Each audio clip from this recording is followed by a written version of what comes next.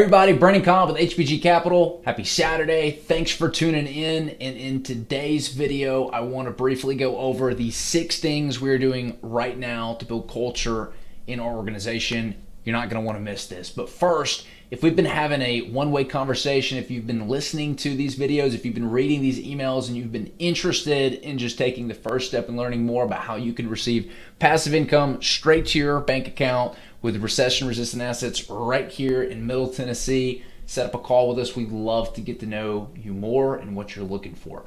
All right, so number 1 of the 6 things that you can do right now to build culture in your organization, number 1 is admit your own faults. When the leader of an organization starts taking ownership and responsibility, even for things that might not seem like was their fault, what that does is it sets the standard with everybody else. If you've got a leader you probably worked in organizations where there's a leader or a manager who's constantly blaming other people for things, it's never their fault.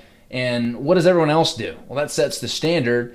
And so when something goes wrong, everybody in the organization points fingers.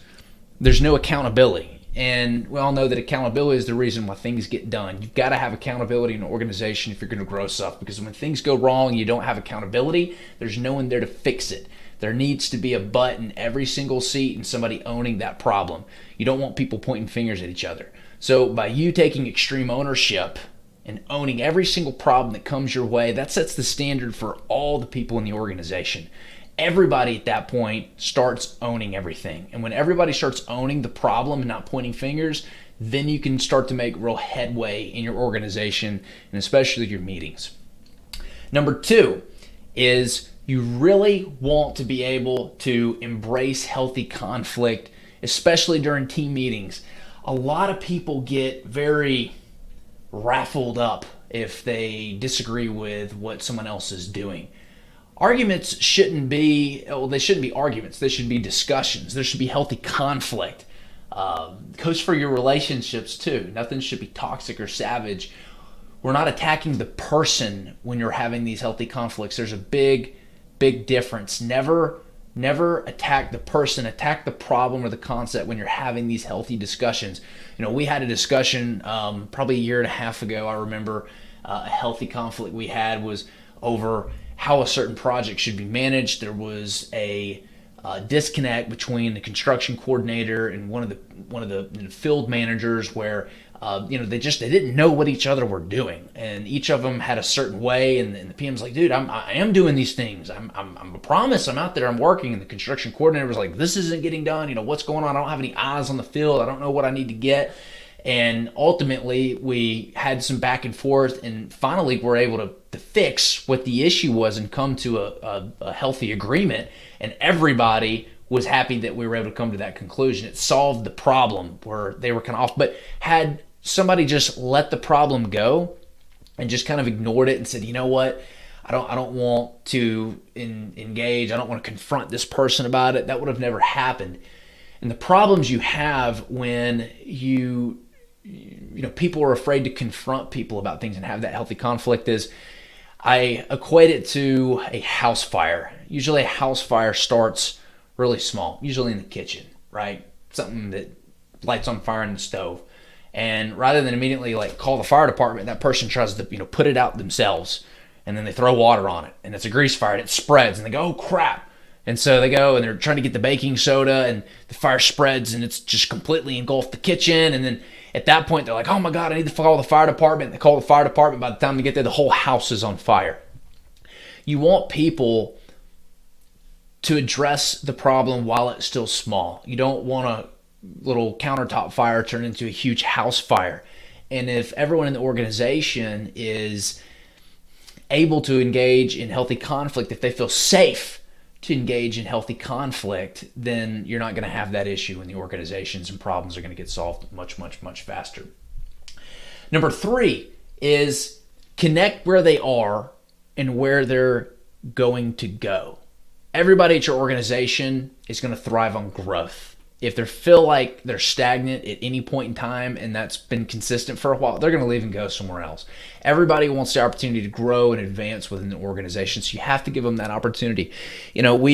We've got I'll give you an example. One of our PMs, he started on with us just doing punch out work, right? He was a handyman. We brought him on board. That's what we really needed. He did a great job. He killed it. He expressed interest in upward advancement, and so we kind of made him like a field manager, test the waters. He was kind of managing some of the phase 4 stuff. We gave him some projects. He did good, and so now we're basically grooming him to handle 20 builds at the exact same time.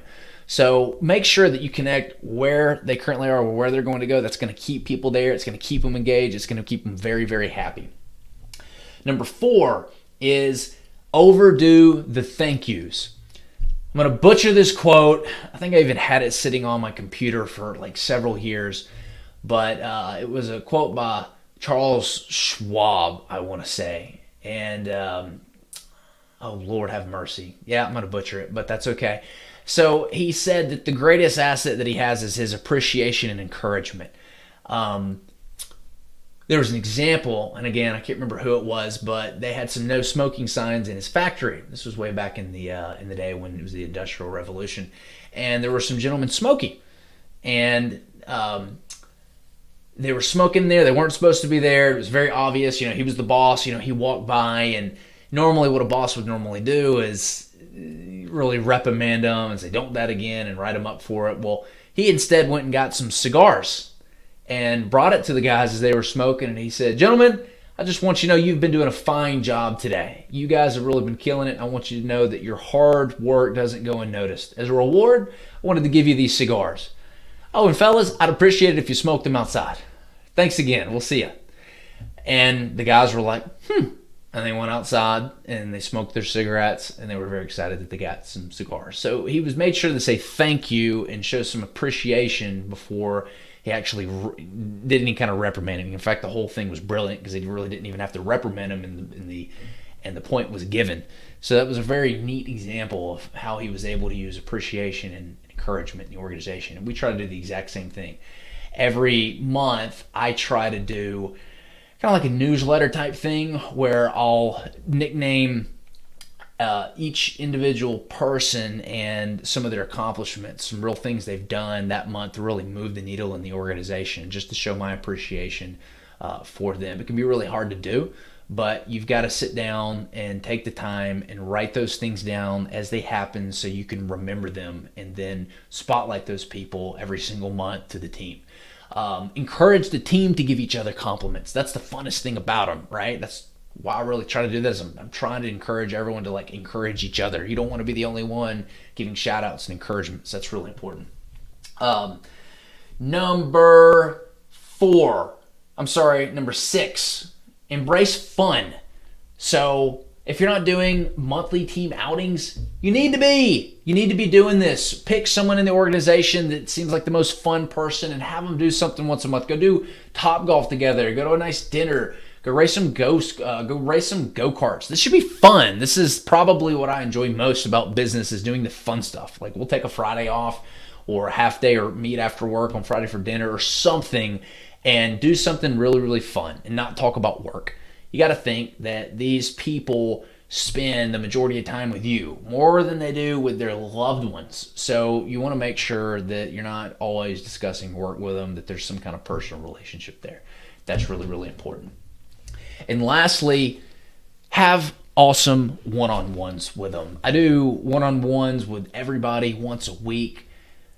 The structure of those looks like this. The first 10, 15 minutes, I just want to talk and get to know them. What's going on in their personal life, right? No agenda. How's everything going? Can I help out with anything? And I just want to get to know them and everything that's going on in their life.